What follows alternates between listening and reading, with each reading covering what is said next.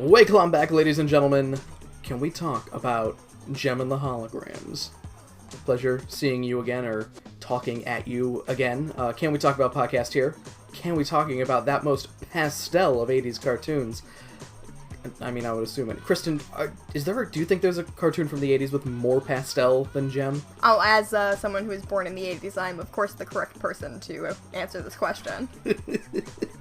We often call Gem a neon nightmare, but considering the colors that the holograms use, they're all really, like, kind of cool colors. They're not exactly, you know, brighten it in your face. Yeah, I would like to point out that you were the one who calls it a neon nightmare. I took a color theory class in college. Well, there we go. Alright, so, neon nightmare also rolls off the tongue a lot better than pastel phantasm, which I had to go to dictionary.com to look up synonyms for nightmare. Phantasm being one of them, so fuck it, why not? It's also not a very good alliteration because it's a P sound and an F sound. You know what? I didn't even think about that. And it also sounds like a bad Scooby-Doo villain, too. Sorta. Anyway, yes indeed, this is a podcast about the pastel phantasm that is 80s cartoon air quotes classic, Gem and the Holograms. I am the minor 49er. My name is Joe. I'm the pastel phantasm. I'm Kristen. And we are experiencing Gem and the Holograms via Shout Factory's Gem and the Holograms Truly Outrageous Complete Series box set, as well as the wonderful world of Netflix. Kristen, how's Gem on Netflix? Subpar. Subpar. The quality's not great. The quality of the DVDs isn't amazing either, but neither here nor there. It's a very old cartoon. This week, we have quite a scandal brewing. A juicy scandal, if you are to believe the backup singers in the Misfits song in this week's episode. A scandal that involves that most feminine of plot devices, Kristen, the diary of a teenage girl! We all got him. As soon as you're 13, that's your mandatory birthday present, right? Yep. It's the rite of passage. And you gotta write your feelings in there. Fuck you. Let's go. It is Kimber's diary, of course, and we are going to open up the pages right to all the terrible, biting remarks that she has on her friends and enemies, and let's get right into it, because I am so primed for a scandal, Kristen. If you make one more diary pun or attempt at wordplay, I'm just going to stop and you're going to finish this episode yourself. Turn the page! I hate you!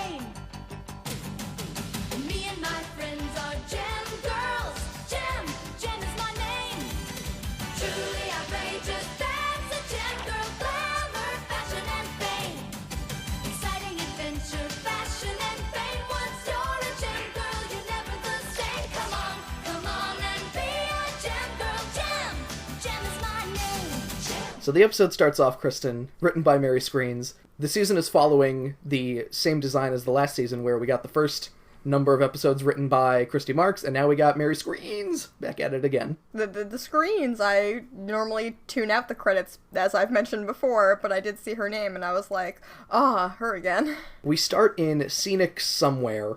We find that this is Venice Beach, but I was just like, this looks like it could be anywhere near the ocean, USA.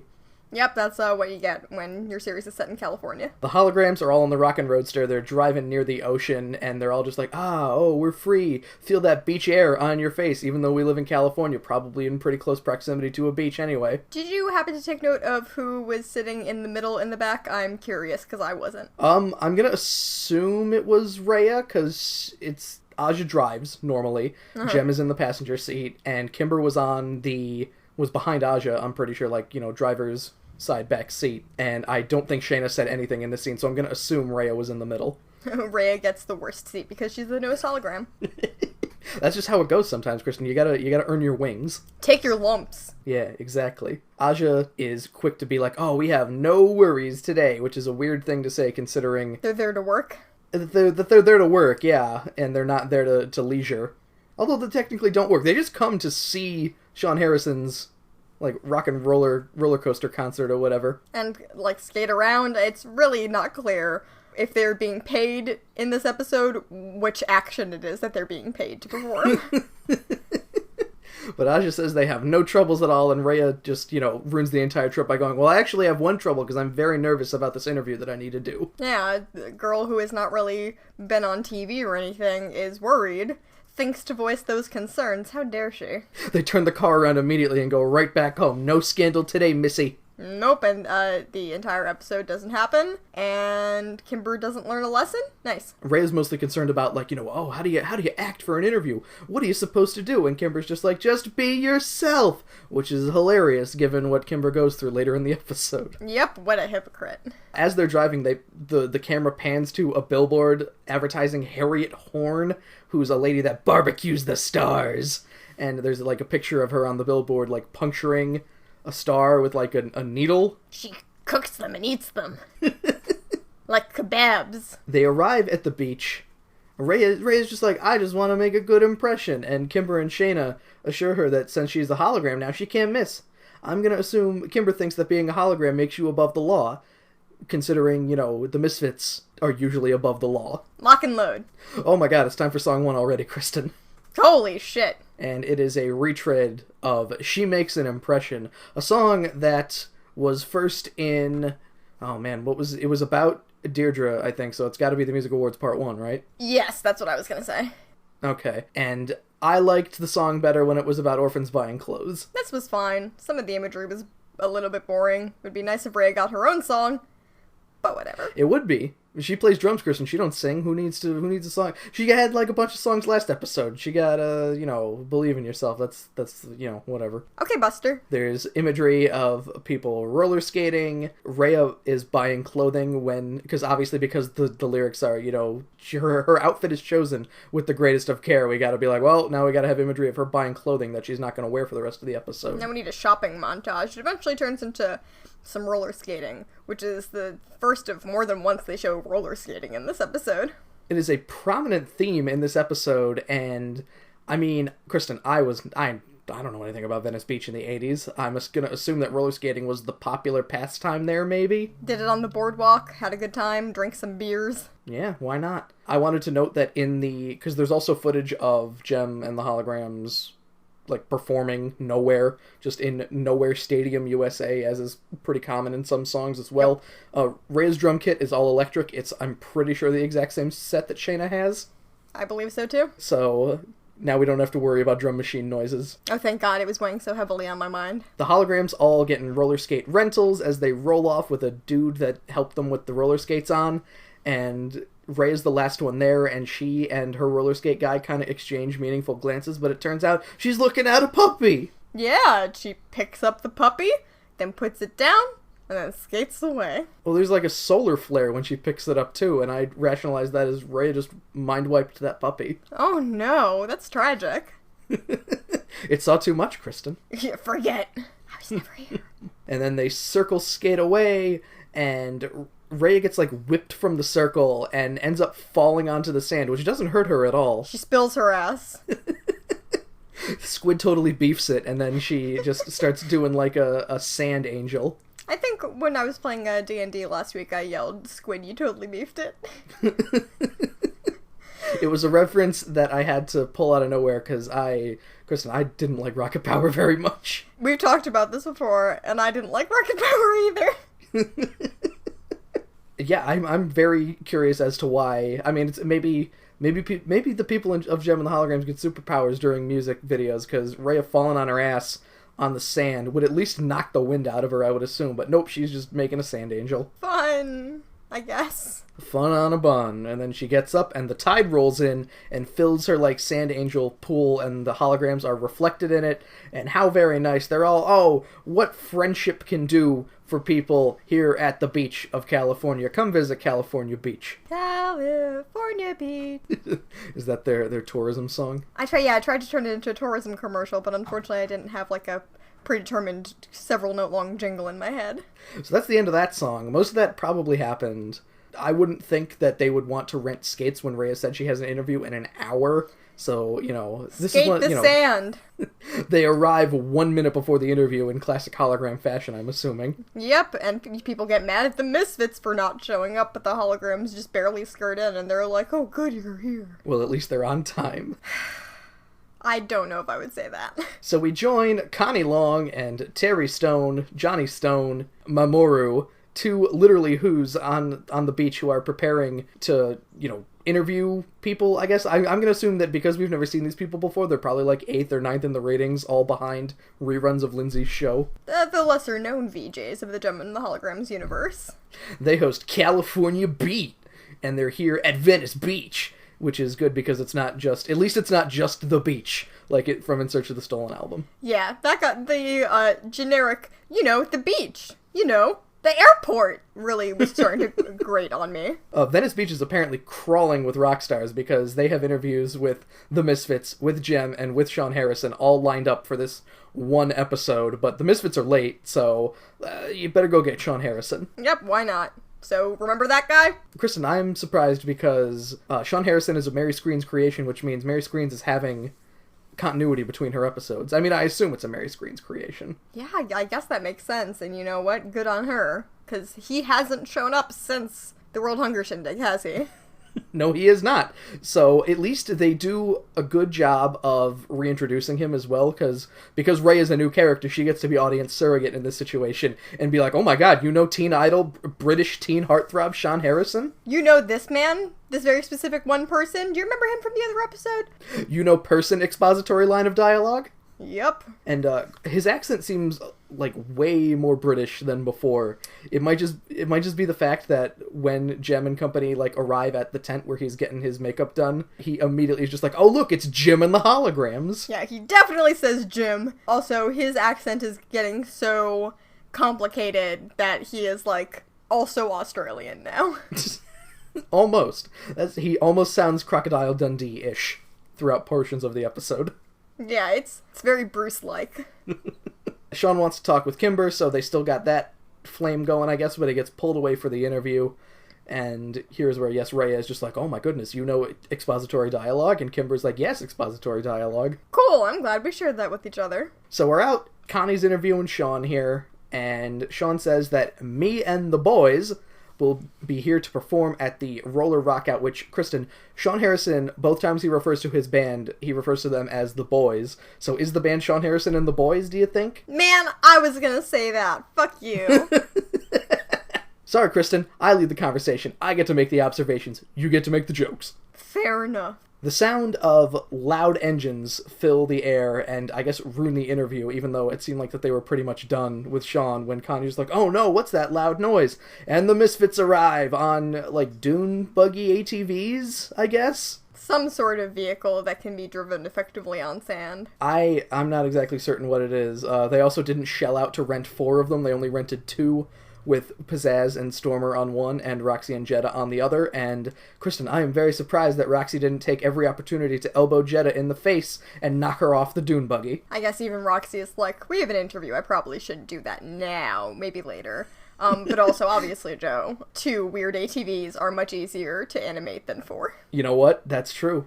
That's very true. They animated 3 guitar motorcycles in the first episode, and after that they were like, oh no, 3's our limit. We're not going to animate 4 of these stupid things. Never again! The Misfits, as they drive up, cause beach havoc. Nearly running people over and, almost breaking the camera for California Beat. And they don't even... okay, in classic Misfits fashion, they don't say sorry. Pizzazz just gets up and is just like, alright, time for the interview, we're here. Fuck off. She makes an impression wherever she goes. It's more than her clothes, Kristen. It's her dune buggy ATV that nearly kills somebody. You bet. You won't forget. And they will not forget. Will never forget. Connie is clearly pissed off by this development as well, but she very quickly gets back into character, into her, oh, I'm interviewer, a peppy person on the street, and I'm here with the Misfits. So hey, what are you doing at Venice Beach, Misfits? Are you here for some work, or are you here to get a vagrancy charge? Yeah, Connie's pretty short with them, but fucking, whatever his name is, Johnny Stone? Terry Stone, Kristen. Aha, they were Johnny Stone's brother, of course. He's into Pizzazz. He is. Stormer's probably the only person smart enough to catch the dig too about looking for a vagrancy charge, but Pizzazz doesn't even get the chance to answer because Jetta just grabs the microphone away from where it's heading towards Pizzazz, and she says that they have very important things that they're doing today. They have lunch with Mick Jagger, Mr. Lips and Hips and not Dicks himself, a possible recording session with one Michael Jackson, and she says that Pizzazz and Sean Harrison have a thing going on, which came out of nowhere. I don't know if, like, did Pizzazz tell her to say that? Because... Who knows? It's the least liar thing that she said, because as we know, Pizzazz and Sean Harrison do have a weird past that we have theorized on a few times. Oh, yeah. I'm very curious, Kristen, considering Ron Cox was clearly Mick Jagger, Ron Cox from the Jim, of course. Does Mick Jagger and Michael Jackson exist in this universe, or was Jetta just sounding like a crazy person? Joe. Yes. Joe. Yes. Joe. Yes. Joe. Yes. Don't think about it. I want to think about it. Don't. You're not allowed.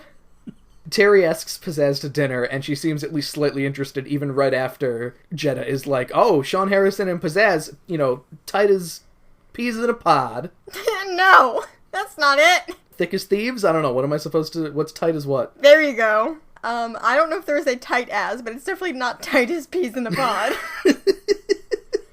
Kimber is writing in her journal as Sean arrives. The interview with the Misfits basically... A beach journal? A beach journal. Connie basically ended the interview with the Misfits right after Pizzazz expressed interest in going out with Terry, and yeah, so now we're over with Kimber, who is writing in her beach journal, and Sean Harrison arrives, and he's just like, what you gonna do? Which, it sounds much more Australian than that, actually. Oh, that kangaroo in there. See, that was even too British. I was gonna say, yeah, you were doing cool, British. I don't know if we're good enough to make the distinction, Kristen, or to have the distinction come across in our voices. Yeah, my impressions, absolutely not. I probably couldn't do Australian if I tried. Unless I did something incredibly obvious like Shrimp on the Barbie. Yeah, if I listened to something and then repeated it exactly as I just heard it. So Sean arrives and he's like, what you got going on there, Kimber? And she's writing some thoughts that might become a song, which, why did she bring her journal to the beach? I guess, inspiration can strike at any time, I assume, but yeah, I don't know if she should be bringing that to the beach. I don't see the efficiency in writing songs where you also write your actual, diary stuff. Oh yeah, she makes an impression wherever she goes. Aja's a bitch. And then they sing the song like that, and when Jem gets the Aja's a bitch, it's like, wait a minute, whoa, what the heck? Why didn't we notice that in rehearsal? Scandal. Kimber has a deep personal connection to her diary, it seems, which... it gets to the point, Kristen, where by the end of the episode, I'm expecting Kimber to kiss this goddamn diary. She likes her diary almost as much as she liked that bird in the World Hunger Shindig. Mary Screens, making Kimber talk to inanimate objects. Mary Screens rates Kimber as such a fucking loser. In her diary, she could be as serious or silly as she likes, and for some reason... She's explaining the concept of a diary to Sean Harrison. They don't have them in Britain, Kristen. Oh, we call him a journal. He's so taken by this talk that he is going to propose to her. Yeah, I for some reason, the way that Sean's mind works in this moment, I don't quite understand how it moves, because he goes, oh, I understand, I'm not silly enough. So he gets up, I thought he was gonna, do a stupid dance or something, but no, he gets right back down onto his knees and, grabs Kimber's hands, and I'm like, what's he doing here? And it's clear, they're doing, I guess, the bait and switch. It's not even technically a bait and switch, because Kimber plays this completely straight, where he just goes, Kimber, will you... Oh, this is so embarrassing. Kimber, will you write a song for me? And Kimber isn't just like, what? You're not going to take me on a date? She goes, oh, Sean! Maybe writing a song for someone is like going on a date for her? I don't know. Jeff never asked me to write songs for him. He didn't need them because he's a stunt man. Also, I think he's still mad at me. I was going to say, because I don't remember where I wrote in my notes, but Jeff and Kimber must still be on the outs from Glitter and Gold, because she seems perfectly receptive to going out on a date with Sean. Even though I think they're literally still on the outs until the episode where Jeff and Sean compete for her. The season finale, I believe. That's Hollywood Gem, I think. I don't remember, but I'm very excited. It's a long ways away, so let's just dream the wonderful dream of later. Of that nonsense. It's a great big beautiful tomorrow, shining at the end of Kimber being married. Shining at the end of Mary Scream. I even wrote in my notes, after Sean goes, will you write a song for me? I wrote, wah, wah, wah. But no, Kimber's just like, oh, that's great. I'd love to write a song for you. So I'm... You could have found a more casual way to ask, I guess, but do what you do. Yeah, don't go on your knees and make it look like you're gonna propose to me. But apparently they are going to go to dinner after Kimber does the interview with the holograms. Yep, because she gets dragged away by interview person as well. This blonde interview person lady who is like the guest wrangler. She must either not be very good at wrangling the guests, considering they go off in every which direction, and she has to literally pull them onto the set for their interview, or Celebrities are so flighty, am I right? In the process, Kimber's diary gets left behind, which, when she's talking to Sean, she, like, slides it under her purse instead of putting it into her purse for some reason. Yeah, that makes sense. Whatever, but Sean goes his way as well, and the guest wrangler lady comes back to grab Kimber's purse and somehow knocks the diary onto the ground directly in front of Jetta. Yeah, so Jetta takes it, and later they claim that the Misfits stole the diary, which makes it sound like there was some kind of crazy diary heist. No, They found it, and then they stole it. Jetta's just acting as diary lost and found currently. Oh, this is mine now. We fade to Jem being interviewed. They talk about going to the rock and roll out roller... It's roller rock out, right? I don't know. I wasn't listening. Because of the fucking Rock and Roadster and how much the Rock and Roadster shows up in this episode, I keep wanting to say rock and roll out, which sounds like it's a fucking Autobot concert.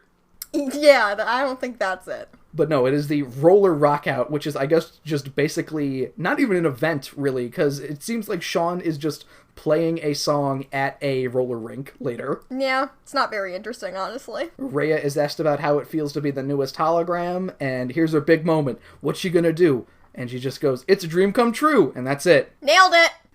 Rhea's subplot is basically done in this episode. Yeah, this is kind of the last thing she gets until Aztec Enchantment, I guess.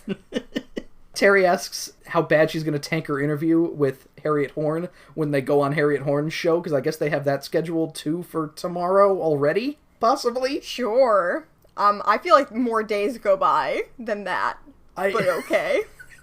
Everything happens very quickly in this episode. They go like 5,000 places. Kimber again thinks that the holograms are above criticism, thinking herself infallible as she cuts in on the question, blocking Rhea's answer and being just like, ha ha ha, we don't make very good gossip material. That's what you think. The Misfits happen to be watching the interview on TV, and their segment, I guess, got cut because I'm assuming they don't want a possible lawsuit on their hands for Connie alleging that the Misfits are going to be charged for vagrancy. Yeah, because otherwise it's like, you interview the Misfits. You don't need to like the Misfits, but that's television ratings. Even Lindsay, who probably hates the Misfits, got them on her show at least 2 more times after Pizzazz ruined everything. Stormer is so sad about this, too. She's just like, now nobody knows that we're here. Aw, but they didn't have anything planned, so again, I guess they're just chasing Jem and the holograms and being like, where's the glory? We'll find some. Jetta is in the background reading Kimber's diary, and Pizzazz conveniently says, because Kimber is the last person to talk, I'm assuming she forgot all of the other rage-inducing quotes from the rest of the holograms, and that one is sticking in her mind, like, ooh, Kimber Benton, I wish I could get some dirt on her. Yeah, the last person in her viewpoint is the one that she's like, you, this time, you. Fate conspired to bring the Misfits this diary, Kristen. Somehow Pizzazz willed Kimber to put the diary not in her purse, but under her purse, so Jetta could get it from the future. She somehow managed to do this. She quantum leaped. If they get some dirt on Kimber, they could get on the Harriet Horn show. And Jetta says that, why don't we talk about Kimber's mean streak or her total crush on Sean Harrison? And Roxy is like, the fuck you on about? And Jetta's like, oh, by the way, I've been reading this diary. Which happens to be Kimber's diary, which happens to be the person you want dirt on. Yeah, awesome. Great timing. Nailed it. She offers for Roxy to read the diary, and Kristen, I was so hoping we would have had Roxy go, oh, sure, and then read it, and then completely fucking break that continuity of Roxy Rumbles, But, Kristen, somebody was paying attention, because Roxy just folds her arms and goes, I don't want to read that, basically. Yep, so, nice try, Jetta, but we're not breaking canon just yet. I'm hoping that she did read it, and Christy Mark was like, oh, no, Roxy can't read. So Mary Screens had to rewrite it. I am just wondering now if there has ever been a time where they've slipped on that, but I feel like we definitely would have noticed. I mean, it's one of those things where if it happens, it would definitely happen before Roxy rumbles, and before Roxy rumbles, you wouldn't have known, like, oh, Roxy can't read. Like, you don't...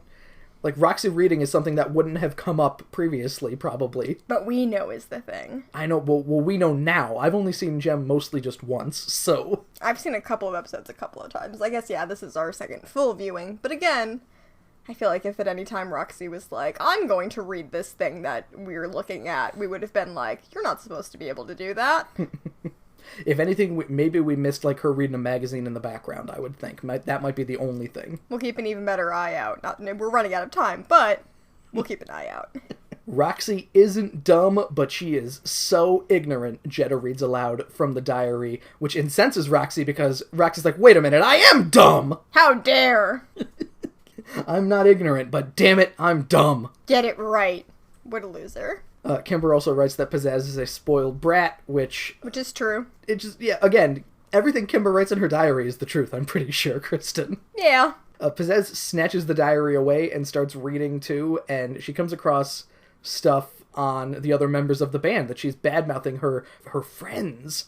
And her bandos. Her and you can see the gears grinding in Pizzazz's mind as we cut to a place called the Bayview, and Pizzazz starts part one of her needlessly complicated plan, where a bellhop arrives and has some letters that he gives to Rhea, and Rhea gives them to all the holograms. There's one for every hologram, except for Rhea. Rhea's perfect, thankfully. Rhea just hasn't been around long enough for Kimber to notice her flaws. We don't have a character flaw written yet. All the holograms open up their notes, and it turns out, pages from Kimber's diary. Shayna can be so ridiculously insecure about her talent. It's a real pain. Aja was so cold today. Sometimes I wonder if she has any feelings at all. Ray is perfect. Yeah, Rhea, like, puts her hands on her hips and is like, who would write something so terrible, even though it's the truth? I mean, I don't know, maybe Kimber thinks Aja is so cold because she never gets to talk. Yeah, that's what I was thinking, too. If she got more lines, maybe she would seem warmer. Sometimes I wish Jem were my sister instead of Jerica. Jem is your sister!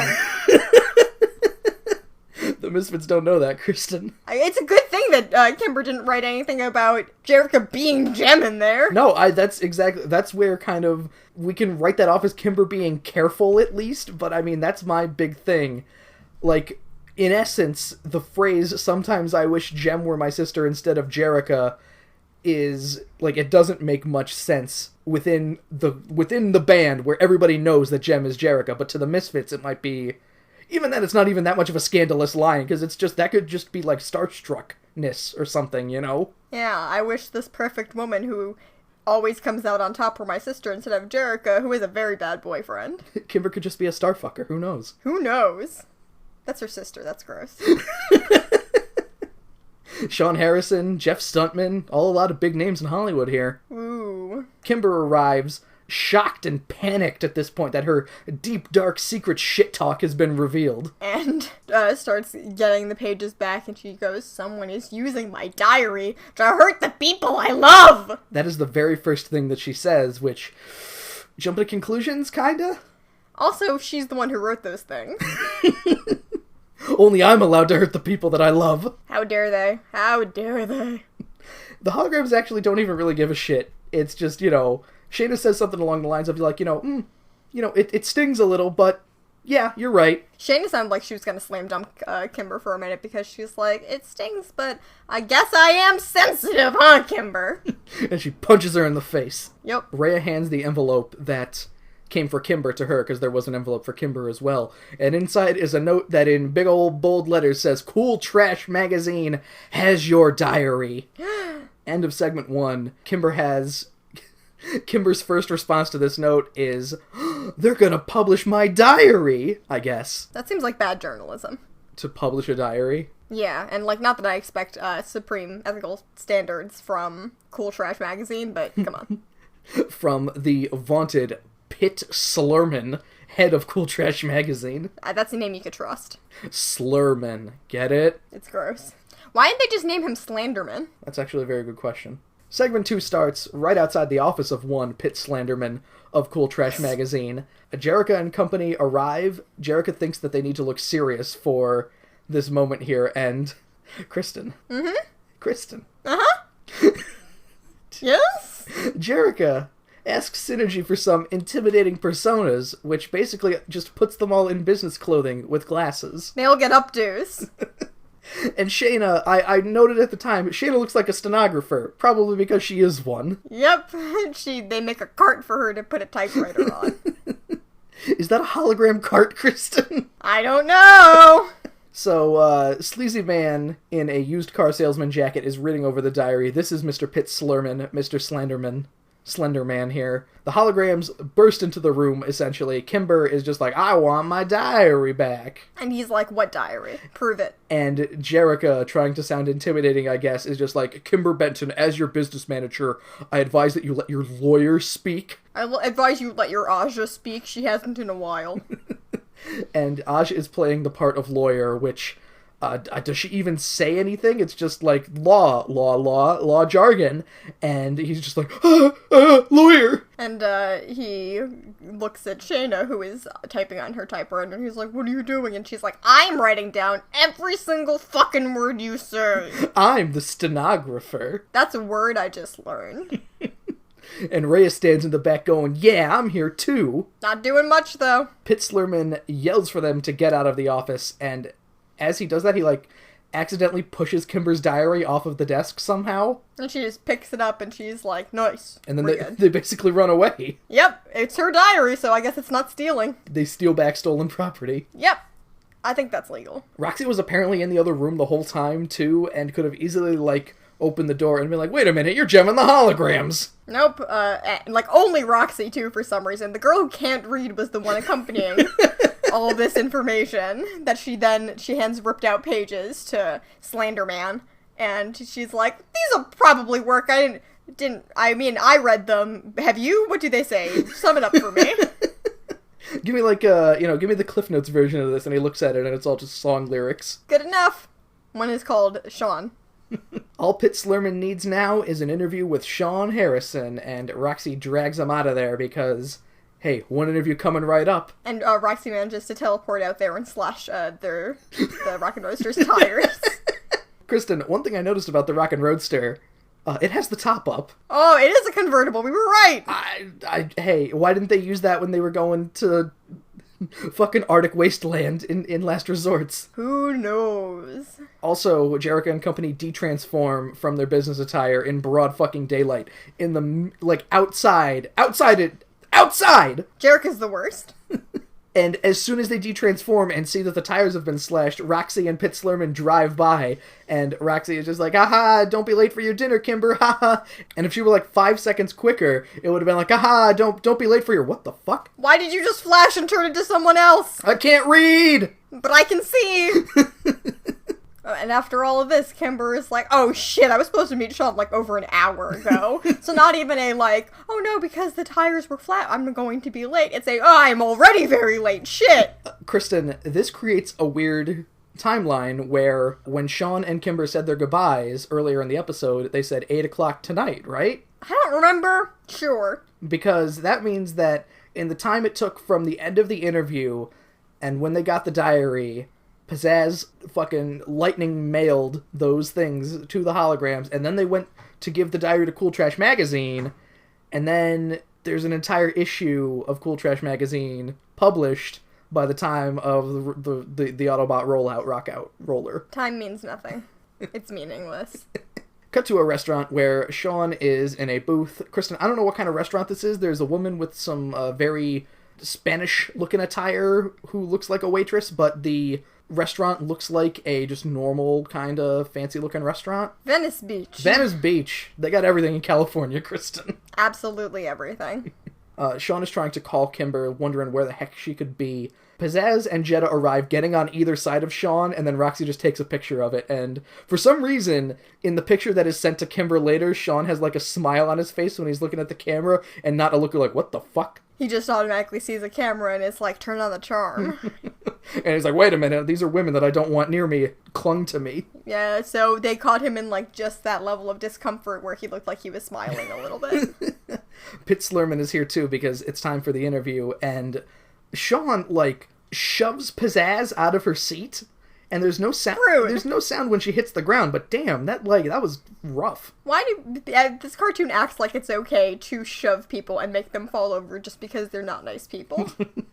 Pizzazz takes it in stride though, because she's like all like hand going through her hair as she sits up, being like, "Oh, Sean is just being grumpy because Kimber stood him up." Ha ha ha ha ha. So yeah, Slender Man is like, so Sean, say bad things about Kimber?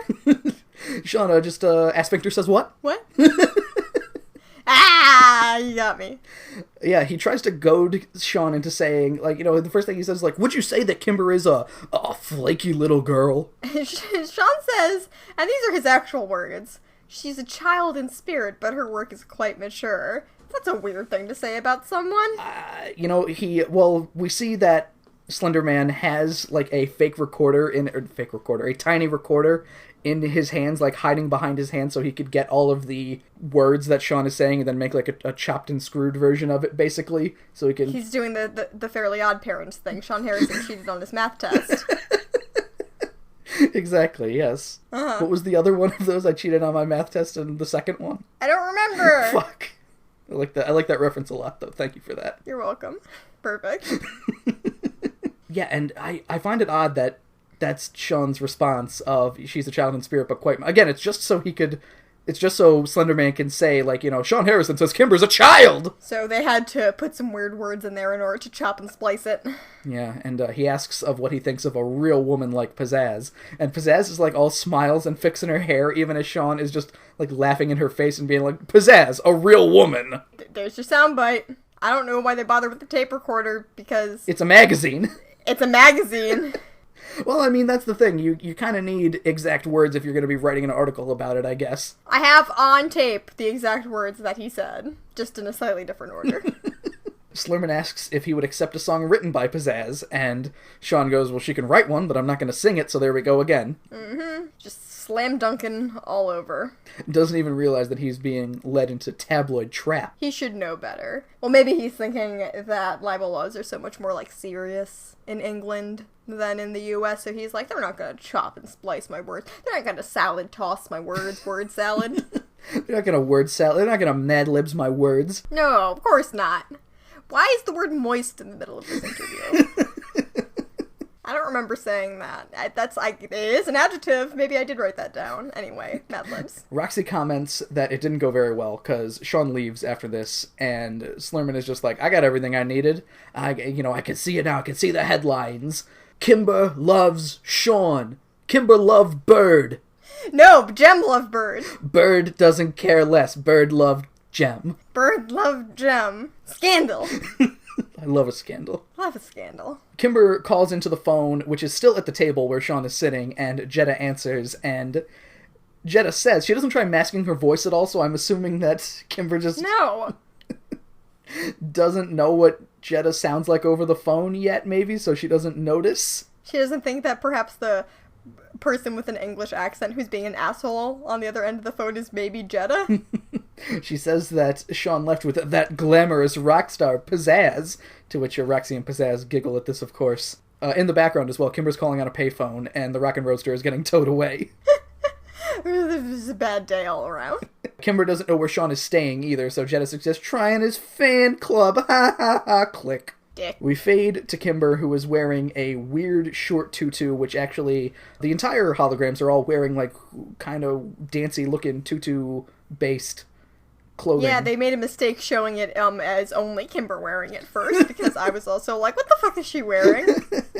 A bellhop arrives to give Kimber another letter, and the letter is the picture of Sean that was taken earlier. So, again, in the meantime, Roxy took that camera, went to the dark room, fucking made a big-ass print of this picture, and then had Pizzazz mail it to Kimber, I guess. Or gave it to Pizzazz, who gave it to Stormer to have it mailed to Kimber. Hey, Joe. say what you want about Pizzazz, she is fucking efficient. She gets shit done. When she Yes, she does. when she smells blood, she really goes for it. Oh, yeah. Also on the picture it says, "Eat your heart out" in cursive at the bottom of it. I like this idea that Pizzazz writes in cursive, even though that seems so contradictory to her character. Who says she wrote it, Kristen? She probably gave it to Stover and said, "Write on this," and write something that make Kimber mad. Stormer uses her cursive typewriter. Kimber rips up the picture, because somebody asked, "What are you gonna do?" And Kimber's like, "I'm gonna believe in Sean, and I'm not gonna let Pizzazz get to me." She learned from the World Hunger Shindig, where she saw Sean being kidnapped by the Misfits, and she went, "I will never talk to Sean Harrison ever again." Which, hey, good for her, even though, again, she should probably... A lot of the crux of this scandal lies on Kimber doesn't know what Sean's side of the story is. Yeah, that picture was a little bit damning, since it got his awkward smile in there, but things work out, so I guess we shall continue. So we cut to the Rockin' Roadster pulling up at the rock jam. Fucking, the holograms all roller skate out of the car too, which seems very difficult. They nail it! They nail it, yeah. Sean is performing with his band, The Boys. Of course. They finish up a song going like, "Hey! Hey!" And that's what the song sounds like. They could not bother to give Sean Harrison an actual sound. Harriet Horn is here as well, and some dude leans in and whispers, "Kimber Benton is being cool trashed. Pass it on." Like they're at the fucking lunch table or something. I like how there's a term for being in Cool Trash magazine, being cool trashed. Yep, I like it too. Kristen, I just want to say real quick, Cool Trash is a great name for a magazine. I just wish Pitt Slurman wasn't such a Pitt slander man. Right, cool trash. Cool Trash. That's like, as we said at the end of last episode. Also would have been a cool podcast name, but it's okay. Didn't think about it, which, hey, whatever. So... Woulda, coulda, shoulda. Rhea and Kimber admire Sean as they're skating around, and Sean notices Kimber and calls her up to the stage, but uh-oh! Pizzazz has control of the sound system. Pizzazz grabs a live mic, a hot mic, much like she wanted to at the end of fucking the music awards, to drop that bomb, but nope, she finally gets her chance now where she's like, "Sean is a dear friend of mine, and he's allowing the Misfits to help with the concert." And shouldn't somebody be stopping the Misfits is my question. Nope. Song number 2. I love a scandal.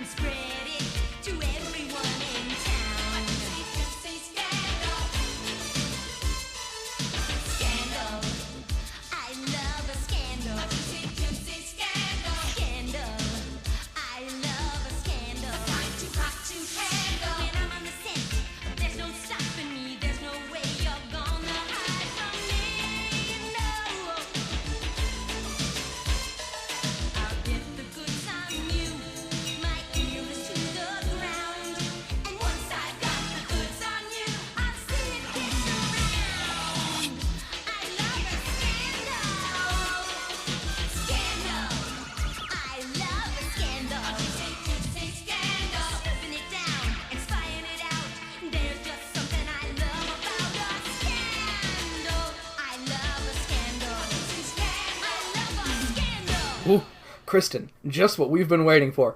Coordinated roller skating girl bands. With jeering. With jeering. Lots of roller skating in this song, probably because it's at a roller rink.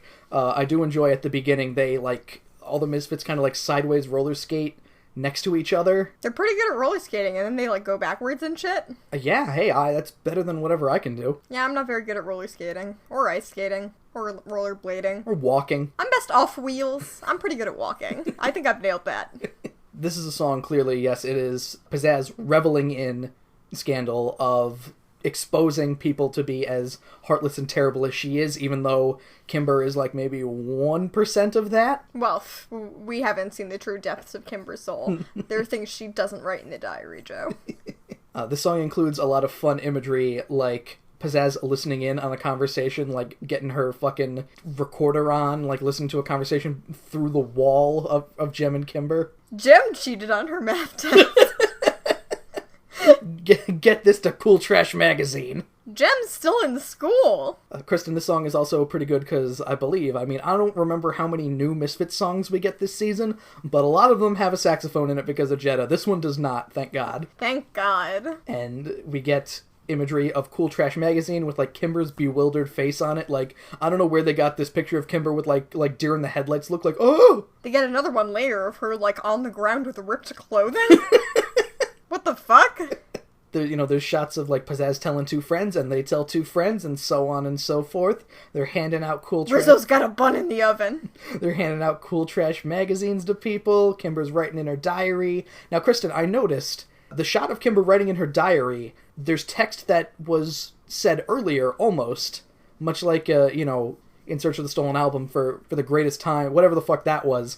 Whatever that was. This one says that Shayna can be stupidly insecure rather than ridiculously insecure. Rude. And Pizzazz is in her sniper nest with her fucking sniper camera that can broadcast Kimber from the perspective of her eyes writing in her diary. That is really advanced technology. Where's Tech Rat? Tech Rat probably made it for her, rather that he was just like, I thought the wireless camera that could broadcast immediately was good, but I need to make it more... We could do better. I need to make it more invasive. Cyber eyeballs that are cameras in the heads of our rivals. Just put them to sleep and they wake up with robot eyes. What's so wrong with that? And this also broadcasts directly to television, because we see the holograms watching Kimber writing this in her diary on television, and then Pizzazz turns into the lady from The Ring and pulls Kimber into the television dimension. And then the series is over. And Pizzazz shoots eye beams at her, and a follow-up... You gotta make a copy of the tape so you don't die. A follow-up Cool Trash magazine issue says that Kimber is modeling rags in Paris, which is, yes, where... Kimber is, like, sitting down with ripped clothing. Okay, sure. And that's the end of the song. And Kristen, I definitely think that our third song, as you stated when we were discussing which song we would use, it is more thematic, but we gotta take the good Misfits songs while we can get them. Yeah, because we're running out, sadly. The Misfits are also, as soon as the song ends, they start passing out issues of Cool Trash magazine that is fucking gigantic. It looks like it's a fucking record. Yeah, it's huge. And square. There's... scaling issues. Kimber tries to process all of this tabloid gossip of Pizzazz writing a song for Sean. Sean couldn't care less about Kimber's feelings. Kimber is a child. Pizzazz is a real... Well, like, is she, like, putting her hands on her head and hearing, like, voices saying these things to her, I think, at this point? Like the end of the Brady Bunch movie. Jan, cut the crap! And then Kimber goes, oh my god, thank you, Grandma! And then it cuts to Aja, who could start hearing voices. Why does Kimber get all the attention? Kimber. Ba-da-ba-ba-da-ba. So, anyway. People start chasing after Kimber, asking follow-up questions. Reporters on roller skates. Someone asks if Aja is actually cold and that she can hear voices in her head. Kimber roller skates out into traffic. As she left the place, I was like, and then Kimber gets hit by a car, and then she actually gets out and like, on the road, and I'm like, I was just kidding.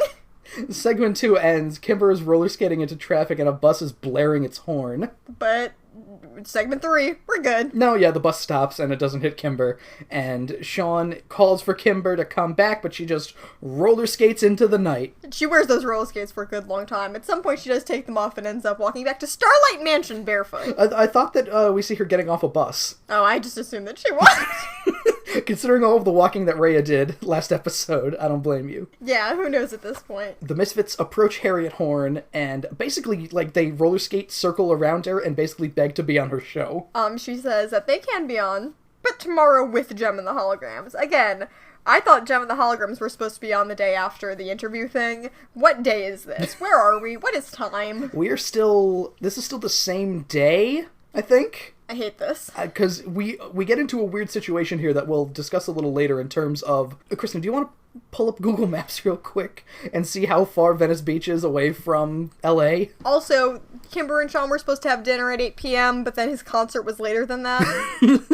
It is nighttime, and it kind of looks like it's still light outside when Sean is at the restaurant. I don't know, Kristen. The timeline of this episode is completely fucked. Oh, good news. Venice Beach is in LA. Okay, it is, okay, so... Which, then that makes ours... I can't really figure out anything else about this. Why do they need to stay at a hotel, then? Yeah. We don't know where Starlight Mansion would be in LA, or, like, if it's technically in, like, the hills? Is that a place in LA? I know there was a MTV television show called that. So, downtown Los Angeles is about a half-hour drive to Venice Beach. Alright. I mean, they're rock stars. They could probably... Maybe the orphans were being annoying, so they didn't want to go back to Starlight Mansion for a few days. Yeah, in between there and, like, slightly northwest is Beverly Hills. Maybe they were in Beverly Hills? Who knows? I believe it. I believe that Howard Sands had a mansion in Beverly Hills.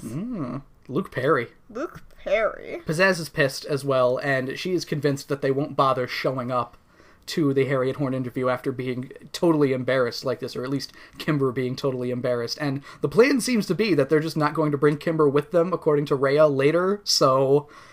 Maybe Pizzazz should have tried to get embarrassing dirt on all of the holograms and not just one of them. And even then... I feel like it's fairly predictable that even if Kimber wasn't interested in showing her face after all this, that the other holograms would still go on. Yeah, and kind of plead a case for her or something. Who knows? Without Kimber, there's no holograms. Kimber is roller skating in the rain. I Love a Scandal is playing in the background as she is just like... and then gets on a bus to Starlight Mansion. Probably rented those roller skates. You know what? I thought about it, Kristen. All of them have roller skates, and they left the Rockin' Roadster with the roller skates on. So I thought about that too. I was like, is she gonna return those roller skates? But they might have bought them strictly for this. Must be nice to have that kind of money. You could just buy some roller skates. Kimber gets dropped off in front of Starlight Mansion, and she took her skates off at some point because she is now barefoot walking back into Starlight Mansion. So this has to be Beverly Hills, because what other part of, like, LA would you walk barefoot? Ashley is seen walking to the phone as Kimber walks in the house, and we don't get any dialogue from Ashley. We just get the one-sided phone call. Kimber's voice actress got enough lines. Where I thought Kimber did voice Ashley. Yeah, that's what I'm saying. Oh. She gets jealous at herself for taking her lines. How dare. Jem gets a call from Ashley who confirms that Kimber is all right, and, probably to ask what she's supposed to do if most of the mansion is already burned down. And turns out she doesn't have to do shit. Go to bed, Ashley. It's past your bedtime. It's past 8, definitely. You left us without a guardian! Yeah, deal with it. Mrs. Bailey's... No, Mrs. Bailey. Mrs. Bailey's gone. Bonnie's playing Murder Party and taking it very seriously. Oh, no! We played a game of Clue, and now she can't stop being Mr. Mustard. Colonel Mustard, fuck. Colonel Mustard. God damn it. Ashley's like, they want me to be Mr. Body. Rhea asks if they should leave, tonight, because she's like, isn't this important? And Jem is like, Kimber needs to deal with this in her own way. Let's not smother her. And Kimber is having another Jan Brady mental breakdown. Walking around in her room, grabbing at her head, various words and phrases going over in her mind, including things that she wouldn't have heard, including, Kimber's getting cool trashed, pass it on, and extra, extra, Kimber's diary, read all about it. Yep, I wrote down that too. She never heard anyone say those things. Kimber says she'll never write again. Only instrumental music. If only. Only instrumental music from now on. Jazz standards. Jazz and the holograms. Nice. Kimber runs out of her room and goes to Synergy. And, Kristen, I have a weird question about the room where Synergy is. Yes. So, this is Howard Sands' mansion, and I would think that he would know the layout of the mansion, correct? He's never there. He has 50 mansions. I just think if Howard Sands ever showed up and, was near the room where Synergy was, he would be like, wait a minute, wasn't there a room here before? Why is there a wall next to this fireplace? Ooh, I got it. So they put Synergy in the room that Zipper blew up the couch in. Oh. And there was, a hole blasted in all the walls, and they were just like, oh, we just sealed it off. Didn't we see that it was an upstairs room? No, it was a downstairs room. Okay. I was going to say, I don't know how often there are upstairs fireplaces either, so... Alright, fair enough. That's our explanation. There it is. Deep conversation about the architecture of Starlight Mansion. Also, is this the first time that someone other than Jem is like, Synergy, change me? I think so, yes, because she runs right in, goes to Synergy, and she asks to be changed. Changed to someone hard and mean. Someone who can never be hurt. That's not how holograms work, but alright. I forgot how this scene played out. So I was You going... mean how condescending Synergy is? Well, I assumed that Kimber's Misfits look that she gets here. She gets transformed into basically what Kimber would look like if she was a member of the Misfits. And I assumed that Kimber, there was going to be at least a scene of Kimber having a confrontation with somebody, being like, Kimber, this isn't you! Of being like, I'm new Kimber, but then, I would have been very angry because Jem projects the holograms through her earrings. Kimber would not be able to retain that form after leaving Synergy's range, which is assuming that, as soon as she gets on the other side of the wall, it's over. I'm just gonna stay behind this invisible wall forever. Is that okay? Thanks, Mom. She only stays in this look in this room because Synergy has to give the motherly talking to.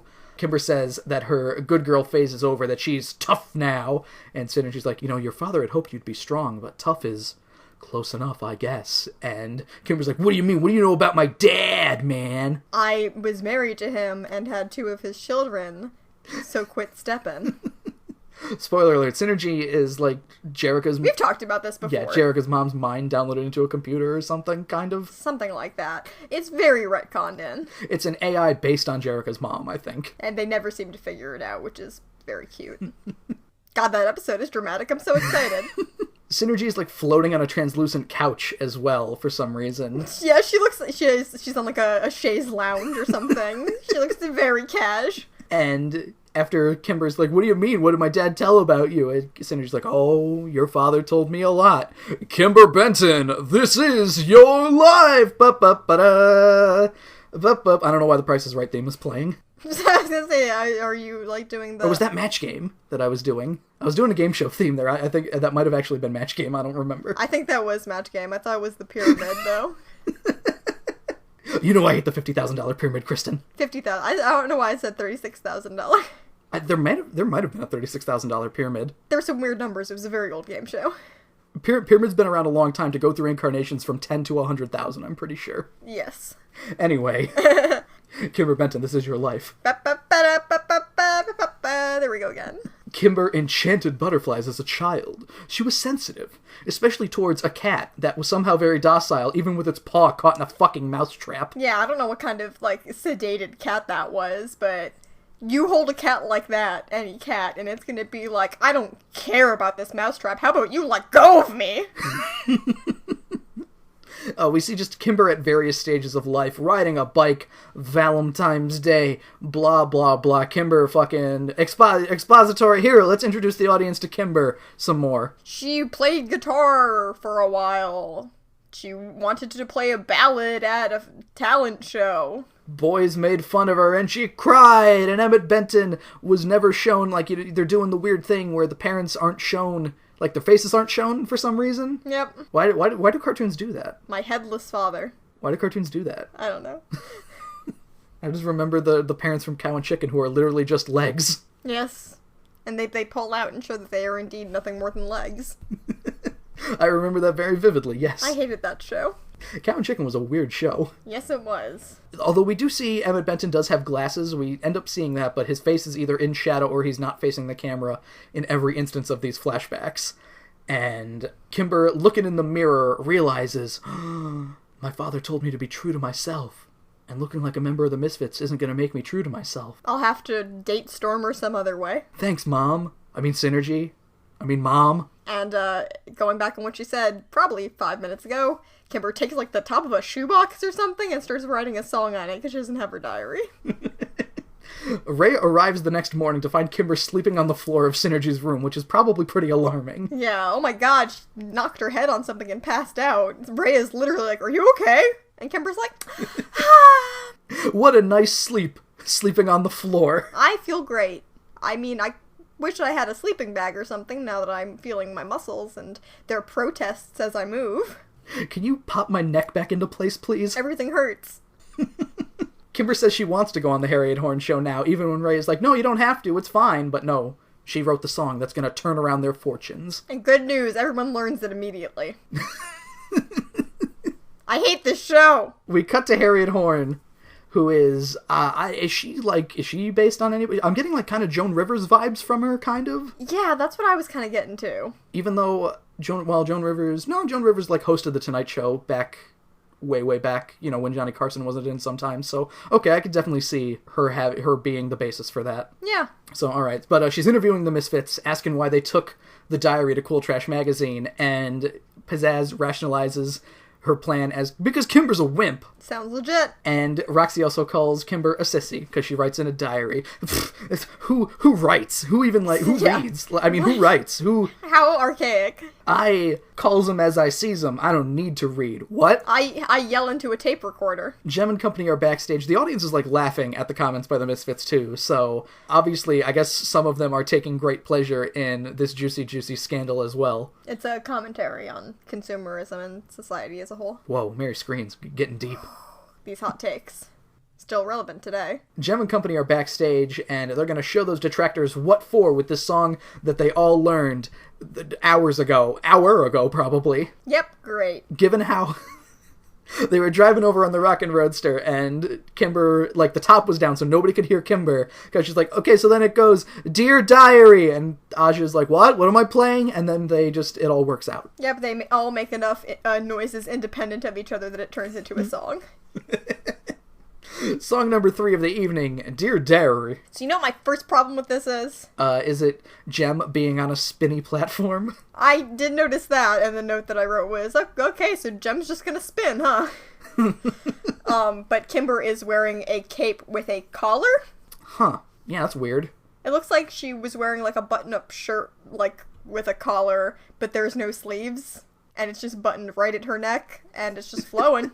And there's a lot of flowing going on in this song, because it's somebody has the fucking big old fan backstage blowing on them, because there's sparkles and hair just flying in the wind as we sing Dear Diary. I love you. Writing my feelings down sets me free. Dear Diary. Jem love bird.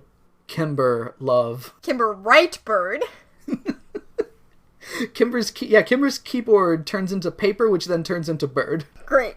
Some doves, some casual doves. Real casual doves. Man, that sounds like a coded phrase for something completely different.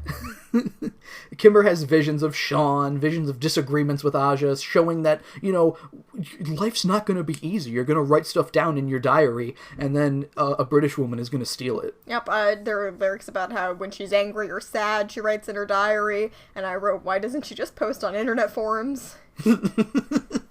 Truly the diaries of our age. Yeah, just be like the rest of us, Kimber, come on. This isn't your blog. Her diary is her blog. Kimber and the diary exchange meaningful glances, and Sean and... The diary glances back.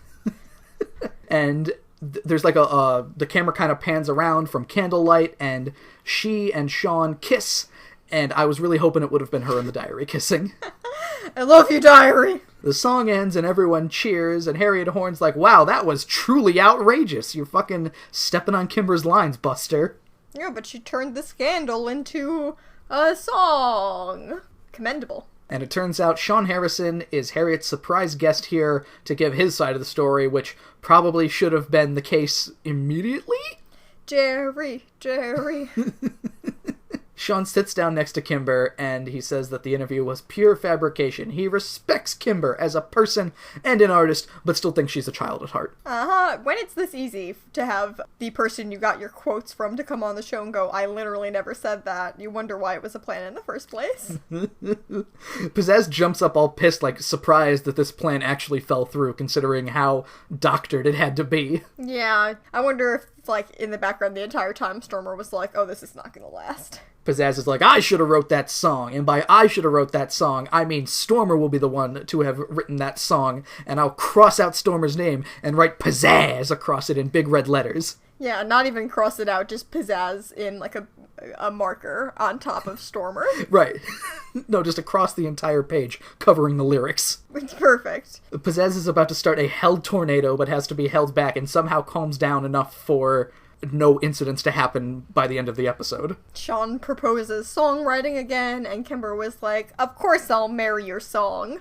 And Harriet's like, Kimber, one last comment. Will you ever write in your diary again? What do you think?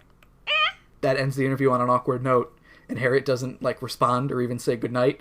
everyone just kind of stops talking and looks straight forward, and the audience all kind of looks at each other, and it takes like 3 or 4 minutes before somebody leaves, and then the audience just kind of filters out and the lights turn off. Good night, everyone. We fade to Kimber saying goodnight to her diary and hugging it and being like, I wish you were a bird. God, this is weird. Merry screens, was it with you and birds? And that's the end. Good night, diary. Good night, moon. Good night, bird. Good night, podcast. That was Scandal, and in all honesty, Kristen, I feel like the ending was kind of flat, not just because of it was another kind of weird ending where it's Kimber saying something kind of... confusing and vague to the camera. Essentially, yeah, and this also reminds me a lot of, what was it, Broadway Magic, where Jem was just like, it's more about the music than my identity, and everyone's like, we agree, and then they just drop it. Yeah, and everything's over forever. Maybe Kimber was, like, actually right when she said that the holograms would be, like, boring gossip topics if, you know, the Misfits had to fabricate so much of this, because it's like Harriet Horn now has absolutely nothing to talk with Jem and the holograms about. Yeah, when you're such, like, an infuriating source of positivity, when you're on a television show at some point, it's just like, we don't even have anything to talk about. Wow, you guys are so nice that it's boring. Yeah, okay, get off my show, please. Well, let's be thankful that Kimber didn't write anything about Jem being Jerrica, at least, or maybe they just missed it completely. They just skipped over those parts, because that's not interesting. We want dirt on Kimber. Jem, another day. What's this? Deep, dark secrets about Aja's past, you know, Bonnie as a private investigator, her arrest record? Whatever. Next episode, Bonnie starts sending the dirt out on all of these people, plus photographs in plain manila envelopes. Cut to Bonnie, private investigator, cigar in her mouth as she is typing at a typewriter. You want these disappeared? $50, and they'll go right into the fire. You could throw it in yourself. Ba-ba-ba-da! Bonnie! Now is the point in the evening where we will list off all of the fun contact things where you can find us. You can mail a plain manila envelope to Bonnie, private investigator, if you want to get some dirt on somebody. You can follow us on the Twitter machine at CWTAPod. You can follow me at Octopus, that's AWKTAPUS. You can follow me at FunnyGirlTM, like trademark. You can find us on the iTunes, on the SoundCloud, on the Stitcher Radio. Leave a rating, give a review, do whatever you feel like. You can also drop us a line, cwtapod@gmail.com, where you can tell us all about the character flaws of your close friends, or how to break out some sweet, coordinated roller skate dances. Send us some videos, even if it's not of you. I'm too lazy to look it up myself, but roller skate dances seem cool. I don't care for roller skates. Not even watching? I like, was the video for from Flight of the Conchords where they're on roller skates. I like that one. Is that during Fudufafa? No, this was an actual music video, not from the show. Okay. I don't remember which song it was. Because I think they roller skate in that song, too. You might be right. Sean Harrison was starting to sound like he was from Flight of the Conchords. Next week, Kristen, the room feels like it's getting a little crowded. In fact, we might have one gem too many. One was enough. That was already too many. An episode where the holograms try to kill Jem because they realize they don't need her. Yep, but Clash is there. Nice. I don't remember much of this episode, but I do remember it being Clash heavy, and I fully expect us to do the I found you, faker scene from Sonic Adventure 2 when Jem and, like, Clash Jem meet after their respective jungle/forest stages and they talk over each other because the voice acting's terrible. We keep talking about Sonic Adventure 2, don't we? It was a very important game of my youth. Formative, some would say. Look forward to it. I know there's some Rio bullshit in the next episode, so that's fun. Great. Look forward to it, because I'm not looking forward to Rio bullshit. For the Can We Talk About podcast, my name is Joe. I am Kristen. And join us next week where we will talk about some more Jem. Checks in the mail.